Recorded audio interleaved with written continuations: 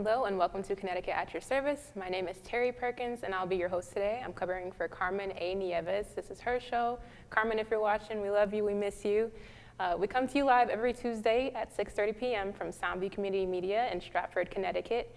Today, we are covering a very cool topic. We have a very awesome guest here. He is new to his job, but we have the awesome Reginald David. He is the community engagement reporter for Bridgeport at the CT Mirror, for the CT Mirror rather, their Raising Voices Lab.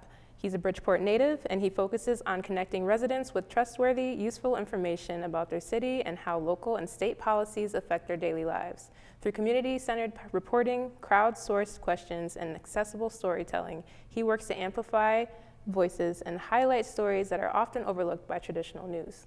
Thank you so much, Reginald, for coming here today. Absolutely. Thanks, Terry, for having me. Yes, we are excited to hear your story, how you yes. came back to Connecticut after some time away. So tell us a little bit about your background. Like, who are you? How'd you get here? How you doing today? Absolutely. Well, first and foremost, like I said, thanks for having me, and I'm doing amazing. And yeah, a little bit about me. Yes, I grew up in Bridgeport. I am a native. Grew up here. I walked every street in Bridgeport. Bridgeport is home. I went to Hardin High School on the east side of Bridgeport. Went there all 4 years, played football. And then, going fast forward a little bit, I graduated high school, went to junior college in California, played football out there, then eventually transferred to Avila University in Kansas City, in which I graduated. I was the first in my family to graduate, which was an amazing accomplishment. And, after I realized, the NFL wasn't an option anymore, I always had a passion for media, talking to people, connecting with people, that type of thing always just brought me a lot of passion and it sort of ignited me. I had the opportunity after I graduated to intern with WNPR, Connecticut's NPR station, and that was amazing. I was interned there, just learning the ropes, learning the true nuance of journalism, and that was the time sort of COVID sort of hit, so that internship actually got cut short, but after that internship got cut short, I actually moved back to Kansas City where I went to college at and everything like that. And, when I went back there working, and then I ended up getting another opportunity to intern with their NPR station in Kansas City. And that was amazing as well. That's sort of how I got my, official media start. I was a producer for the Up to Date show. It was the morning show, and that was amazing. I had the opportunity to cover so many things, and being, starting out as an intern, working my way up, it was sort of like a dream come true. Yeah. Well, I realize we have some pictures, so we're going to start with those, absolutely. let those play, and I'm going to have you talk a little bit about them. So you said you were a first generation college graduate. Absolutely. That's awesome. As you can see, my parents are with me. It was a very proud moment just for me and for my family overall. And, being the first in my family to graduate, it was definitely a great milestone. The smiles on their faces, smiles on my face. It was a long journey. Yes. They would say the same, but it was definitely great, and it's something I'm definitely proud of for sure. Yeah. And you have some other ones that kind of talk, your other pictures that kind of talk about your experience. Yeah, and those 4 pictures right there, that just, that's like a small lens of what the work I was doing at KCUR. During my time there, it was amazing.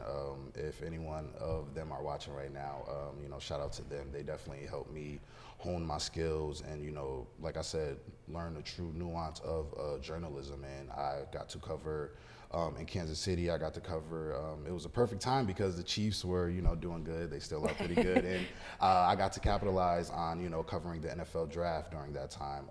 They had 2 Super Bowl wins that I got to be a part of and cover that as well. So doing that, I'm a big sports guy, but going a little bit deeper, I got to really, get into the community. And I would say, being able to get in the community, connect with so many different people. I got to cover, I did stories with community members basically talking about issues that's going on right there on their streets. We did Wow. like a live coverage right there, just sort of meeting the people where Nice. they are. I felt like that was so important, and with the community and everything like that. A couple of other things I got to cover were, it was a lot of popular and important figures in Kansas City. To be specific, Alvin Brooks. He was a former police officer way back in the 50s, and that sort of says enough right there. And being able to talk to him about all the things that he sort of went through, and still was able to make a great career, and then eventually running for mayor and doing those things. So being able to speak to those people in the community that are still making waves in the community was great. So looking at those pictures, it was just nice to see all of those memories that I got to have at KCUR, all of those different things I got to cover. It was great. Yeah, no, that sounds great. Yeah. It sounds like a great, opportunity as well. We got some more pictures as we're talking to you. Yes, and it's funny that this picture comes up as well, because that was an event that I got to cover with KCUR, where it was the radioactive event. It's a pretty big deal around that time, and I got to host or sort of interview our keynote speaker, which was Steve Kraske at the time. And as you can see me there on stage, that was a remarkable moment, because I would say Steve Kraske is somebody that I looked up to, as far as he was a host as well, and the way that he took his job serious every day, his passion that he brought to the job every day was something that it was hard not to try to replicate. Yeah. And when I had the opportunity to interview him, the keynote speaker, it was amazing, and it was definitely fulfilling. Yeah, no, that's awesome. I just think it's cool to hear that you got so many great opportunities when you were out there, represented well. Yes, the hometown. Yeah. Out there in Kansas City, I repped Connecticut hard, all the time. Everyone knew I was from, the East Coast, Bridgeport, Connecticut, and I'm proud of where I'm from. It's sort of, I feel like I embody what Bridgeport means. Yeah. So transitioning, because that was a great segue over to yes, kind of what you do. Absolutely. Yeah, what you're doing now at CT Mirror. Can you tell us a little bit about the Raising Voices Lab? And yes. Also, you're switching from the radio to now digital. So if you could explain, pretty much what it is, Yeah, so my role that I'm in now, I am the community engagement reporter for the Connecticut Mirror, and I'll be covering Bridgeport. This role came because the Connecticut Mirror, they were trying to push their efforts and their coverage more into the community. And they started with 2 cities, Bridgeport being one and Hartford being the other. And it's sort of their way to be the boots on the ground and sort of to get information from the community. I feel like it's a lot of times when we see in the news, us as reporters, and sometimes we're guilty of it, but we think we sort of know, what the people are thinking, and there's certain things we think that should be covered, but in reality, the people is who we're providing this for, so being able to get that information directly from the people, I think, is the most important part of my job. And that is sort of, what the Raising Voices Lab is sort of all about, is, raising those voices for people that often go unheard. And for me, and, being a community engagement reporter covering Bridgeport, that's my number one priority. I want to raise those voices of those everyday people that you probably wouldn't hear from. And I think about being from this community. I just have an advantage. I would sort of say, because I know those communities that often don't get to raise their voice and get to speak up about those certain issues that directly affect them. So being able to be in this position to sort of get that information out, and vice versa, me and my colleagues being able to get that information and pushing it out to the communities that sort of need them the most. Yep. And one of the things, because there's an article that CT Mirror did, you mentioned a lot trust, Yes. building that trust with the community, and I love that. I think that's great. And I wonder if you could kind of talk about how you plan to build that trust with the community. Yes, I'm honestly glad you asked that. I think it's so important because, different communities, specifically Black communities, whether it is trust in the media, trust in the police, whatever it may be. Trust is so important, and it's something that it doesn't get enough attention. So I feel like, in my role as a reporter, my first 90 days, I want to just listen. Before I start doing any writing and everything like that, I sort of just want to listen, because I feel like if I don't start there first, I'm not doing my community justice. I need to sort of, I haven't been here for a few years now, so, being able to come back and go back into those communities, get my footprints back into those communities, seeing my face again, getting comfortable, because I feel like just with that question of building the trust, if I'm not in those communities, if they don't see me, if I'm not visible, I can't sort of expect them to trust me and want them to get the information to me or vice versa. So I think it's so important for me to sort of go in these communities and meet them where they are, show my face, let them know my objective. I think a lot of times too, when certain people cover certain things, it's the direction and the idea behind it is not clear, to the people. So I think, by starting there, the communication is key, and I think that sort of translates to building that trust within the communities. Yeah, and I'm glad that you're here today, and I'm glad that article was out, because now people, whoever gets to watch this can see, what your intent is and what CT Mary's intent is, specifically with this new program. Yes. And you're just the Bridgeport, sector, but there's also Hartford as well. Absolutely. But no, I love that answer, and I think also, you have a fresh perspective as well. You were raised here, but you went away. Now you're back. You get kind of like a fresh perspective, a bit more of a widened worldview as well as to, different things you've seen, you may want to see, may not want to see. Exactly. So I think that, I think it's good. Yeah, I definitely think that is definitely a benefit to be able to, live different places, seeing how Kansas City, how that community is, and, and the reality of it. A lot of these communities sort of have the same issues. So, being able to understand that community is sort of helping me understand my own community at home. Nice. I'm understanding that, everyone's different, everybody's problems is different, but in reality, most issues are the same. Yeah.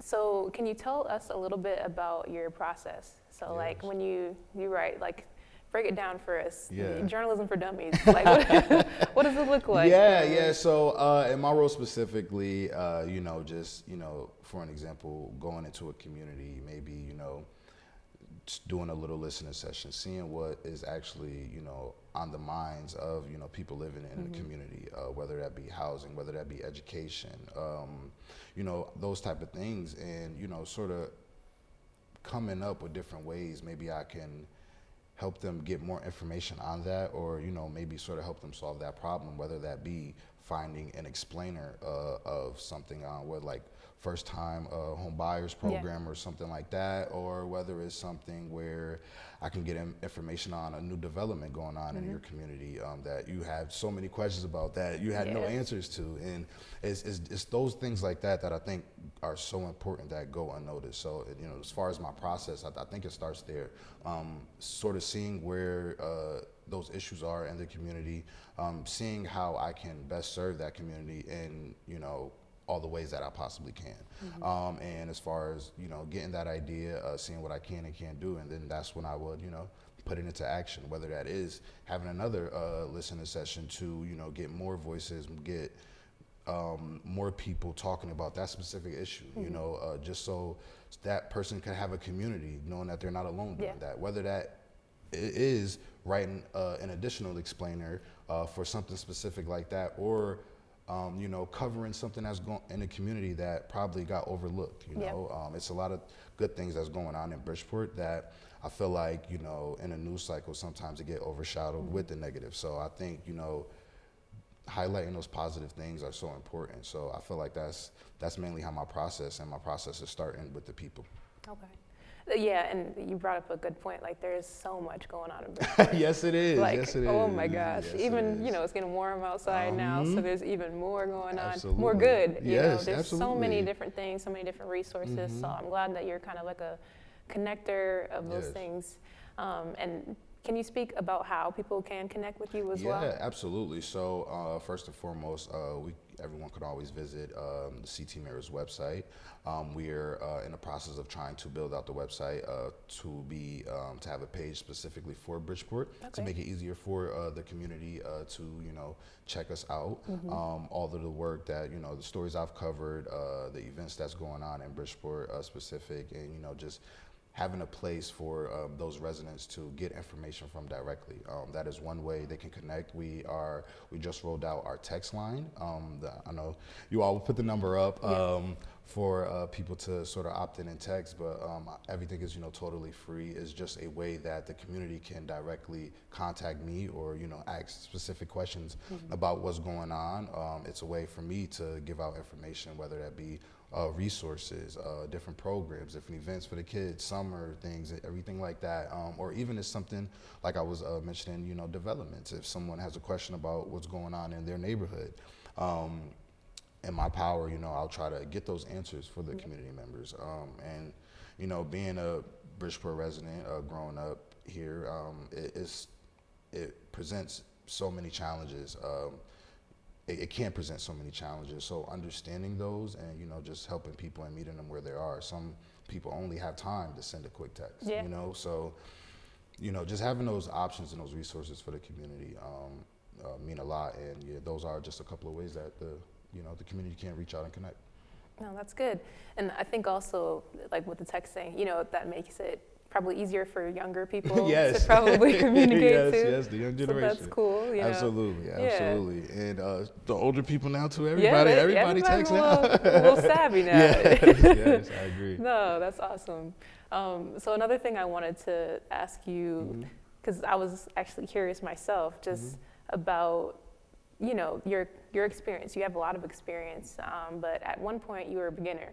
So what was that like for you, walking into this journalism space and, finding, your style and everything? Yeah, and I would say, WNPR, Connecticut's NPR station, they gave me my first shot. And I remember walking in and, just eyes big, and I just took a chance. I literally just walked in, handed in my resume, talked to someone, and next thing you know, I got called back for an interview for the internship. But going in, just like anything else, you don't know, so it just that's an automatic fear right there. But everything in my life, I take it with stride. I'm very confident in myself. I'm very confident in my own skills. Even early on, I knew I liked people. I knew I was a good, communicator and things like that. So I know I had those skills. So, I knew that could sort of get me in the door. And when it did, I felt like, once I got that internship, that was just like, reassurance to myself that I could do it. And giving anybody advice that, whether it's the media or whether it's any field or career, I would say just go for it, because you never know. And most of the time when you do go for it, as you can see, it sort of turns out. The worst they can say is no, right? Exactly. No. So what was it like, what was it like, or what is it like rather, going in front of people? I know you said, you're confident and all those things, but what's it like, if you could explain kind of like that process when you go out to speak to people and, the most important thing is, just understanding what I want to get across to the people, just understanding that, just so I make sure they're getting the correct information and I'm, explaining it correctly. And just, going into those certain rooms and everything like that, I would say, confidence is the biggest thing, and just understanding that specifically if you're going to a room to talk to people, they're there for that reason. So, also understanding that. I feel like a lot of times we do overthink everything and when we shouldn't. So, I definitely, going into those rooms with confidence and just understanding what you're trying to get across, I think is the most important thing. So I know that you have that background in radio. Would you ever do radio again? Yes, absolutely. I would definitely do radio again. Radio is is at a weird time right now. I would say just for the popularity of podcasts. So yes, I would definitely get into radio again, but I think I would maybe transition into the podcast field. It's sort of the newer thing, and now it's becoming more and more popular. But I think any capacity where I'm able to talk to people, where I'm able to help people, where I'm able to even hear other people's stories, and in hopes to inspire others, I think I am in a good spot that I sort of want to be in. Yeah. Okay, this one's kind of off. I didn't talk to you about this one before, but if you were to have that podcast, what's our first episode? What's your first episode topic, or a title, or one that you would want to talk about, if you could think of one? Yeah, I would. Well, I'm definitely a big sports guy, so I think if I was. Oh, that's tough. That's tough. I would Sorry, definitely. I threw you out there with that. No, it's all good. Some things I sort of need to be thinking about. I would definitely center it around sports for sure. And I think it's so many things in sports that people don't even think about. Down to the preparation for the sports, the camaraderie that happens in sports off the field. So I think with me being a sports guy, I would love to if I had a podcast or something like that, have it sports specific, and aside from talking about the game and X's and O's, going in a little bit deeper about the nuance of the sport and everything like that. So I think that'll probably be maybe like my first episode or something like that. But yeah, definitely something with sports. I also love music. I forgot to mention, when I was at KCUR, I had the opportunity to start a music show that's actually still going on their airwaves. It was called KC Soundcheck, where I had local artists, Grammy-winning artists, that were able to come on a show and just share their stories. And I think anything where I can have someone is sort of in a role now, just uplift their voice that they probably would have never had before. And specifically with that, that was with artists, and I think artists are a big part of the community all in all. So that was a great thing I did, and yeah. Nice. Would you say that? Darn, I had a question and It's all Would you say? No, I think it's all great. What you've done and what you're going to do with the community. It's exciting for sure. I'm trying to think of what that question was. It's not coming to me at all. Oh yes, okay. So I was gonna say, do you have a favorite, or do you have a favorite story that you told, or any story that kind of touched you, or seeing somebody tell their story that kind of touched you in a certain way? Well, honestly, my most recent story I actually done with the Connecticut Mirror.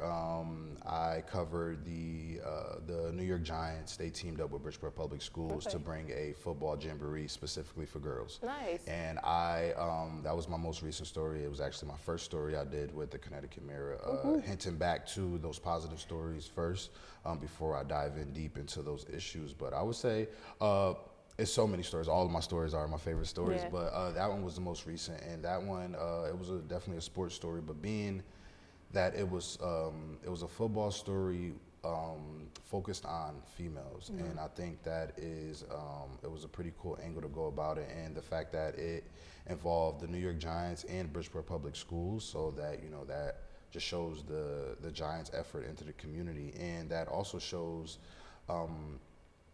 the lens that Bridgeport, I feel like, is starting to get more and more.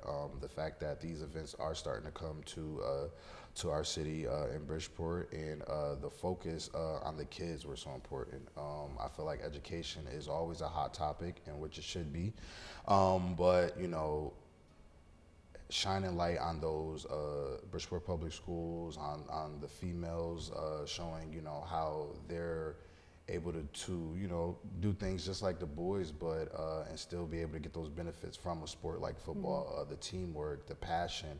And when I was out there, it made me want to put on my cleats, just seeing all the girls get so passionate about it. And it's just not the game, it's having the opportunity to compete with your friends and everything like that. And you know, having those memories afterwards.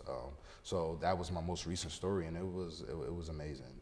Being able to be in the community, seeing how the community, you know, sort of stood behind that event, and you know, it was amazing. It was amazing. Yeah. Okay, so I think we might have a call. I'm not Okay. sure. It's not ringing from here, but let's see. Hi, this is Connecticut at your service. No. All right, maybe it didn't connect. I'm sorry. Okay. But no, I'd love for people to check out that story. Absolutely. It sounds like a great one. Yeah, it is. It's definitely a great one, Yeah. and I feel like, you know, it embodies those little things that go on in Bridgeport Yeah. that, you know, sort of get overlooked from all the other news that Yes, goes on in yeah. the city. Anything else? Yes. So we're kind of getting towards the end of the show. Yeah. Can you tell us a little bit about any goals that you have for the future, any future projects you might want to absolutely. do? So, you know, I was talking a little bit about my first 90 days, but you know, within this role, I would say like after a couple of years, I want to have ongoing listening sessions, whether that be, you know, quarterly for the community, and I also want to, you know, eventually have those smaller ongoing listening sessions. I think it's so important for me to, you know, get into each neighborhood specifically, whether that's the East End, the North End, the West, you know, going into those areas and, you know, meeting those community members where they are. I want to have that on a consistent basis, and making sure I really embody the engagement part of my job. So those are a couple of things I definitely, you know, looking forward, and I'm definitely excited about to have those bigger listening sessions where I could have more community members come and, you know, share their opinions about what's going on in the neighborhood. And I also want to, in a couple of years, I want everyone to know about Connecticut Mirror, and I want everyone to know about the positive things that's going on in Bridgeport, not just, you know, maybe the negative things that do come across in the news. So I know I'm one person, but I sort of, you know, want to continue to put Bridgeport on the map. This is a place that raised me, and, you know, I love this city. Doing this job, you know, it doesn't even feel like work because I'm literally giving back and helping my community. Nice. So it's just something I would have did anyway. Nice. You know, so those are just a couple of goals. I just want to, you know, keep building on what I've already started, and I'm excited for what the future holds. Yeah, I'm wishing you the best of luck for that. Thank you. Those are great goals. Absolutely, absolutely. Yeah, so we're really winding down on the time. Can you tell us again, or tell the viewers again, how to reach you and all of those things? Yes, you could definitely reach me on the text line, or you can email me at rdavid@ctmirror.org, or you can visit our website. You feel free to reach out to me if you have any questions, any tips, anything like that. I would be happy to answer or do my best to answer. Yes, thank you so much. Thank you. So we are coming to our close now. Thank you so much for being a guest on the show. Absolutely. Yes, make sure to check out CT Mirror for all of those really great articles and stories from Reginald coming up in the future and the ones that we've already received. Absolutely. We come to you live every Tuesday at 6:30 p.m. from Soundview Community Media in Stratford, Connecticut. I'm your host again, Terry Perkins. Carmen Nieves is normally our host. We're shouting her out. We love her. Make sure you join us every week. We'll see you then.